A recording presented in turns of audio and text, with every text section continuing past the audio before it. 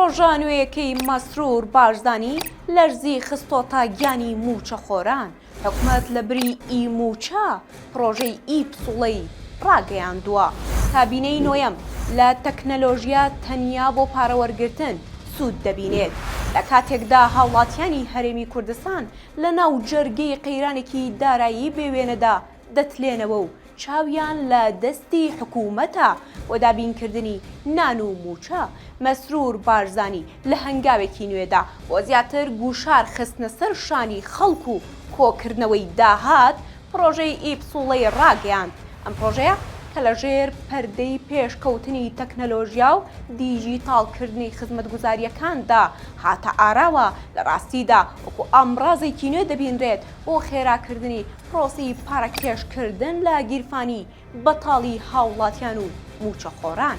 چونکە ئەزمموی تاڵ لەگەڵ پرۆژەکانی پێشووی ئەم کابینەیە بە تایبەت پرۆژەی ڕووناکی کە بۆ تامۆتەکەیەک بۆ ماڵ و بەهۆیەوە بڕپارەیەکی خەیاڵی بۆ کارەبا دەگەڕێتەوە.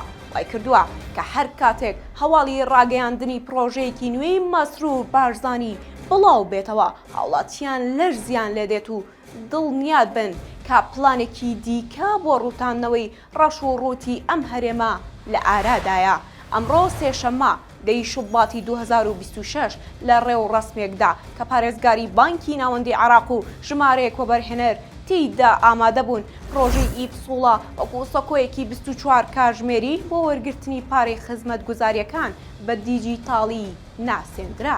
بێ ئەوەی سەرۆکی حکوومەت ئاوڕێک لەوە بداتەوە کە هاوڵاتیان و موچەخۆران نەک پارەی ئەلکترۆنی تەنانەت پارەی کاشیشیان لە گیرفاندا نییە و حکومەت لە بەری چارەسەرکردنی قەیرانی موچە کە مانگەکانی 11 و 12 ساڵی ڕابردوو مانگی یەکی ئەم ساڵیشی تێپەڕاندووە هێشتا دابەش نەکراوە هەموو توانای خۆی خستۆتە گەڕ بۆ ئەوەی با سیستەمێکی مۆدێرن پارە لەو خەڵکە وەربگرێت کە خۆیان لە ژێرباری گرانی و بێ موچەیدا شەماونەتەوە.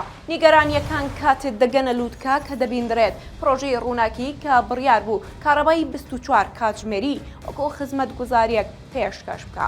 ئێستا تەنیا بۆ تەبارگرانیەکی گەورە و هاوڵاتیان لە ترسی بڕانی کارەباکەیان بەهۆی نەدانی ئەو پارە زۆرەی بۆیان دەگەڕێتەوە لە دڵە ڕاوکیەکی بەردەوامدا.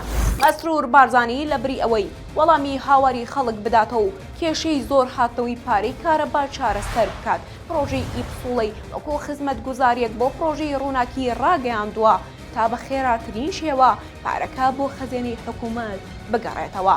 وێ ئێستا هاوڵاتیان بە دەنگێکی بەرز دەڵێن ئەگەر حکوومەت ڕاست دەکات و خەمی هاوڵاتیەتی با لە بری پرۆژەی ئی پسوڵە بۆ پارەکێشکردن پرۆژەی ئی موچە ڕابگەێنێت و لە کاتی خۆیدا شایستەدارایەکانمان پێ بدە، نەک تەنیا لە کاتی وەرگرتنی پارەدا پەنا بۆ تەکنەلۆژیا بەرێت و لە کاتی دابینکردنی بژێوی خەڵکدا بێدەنگی هەڵبژێرێت.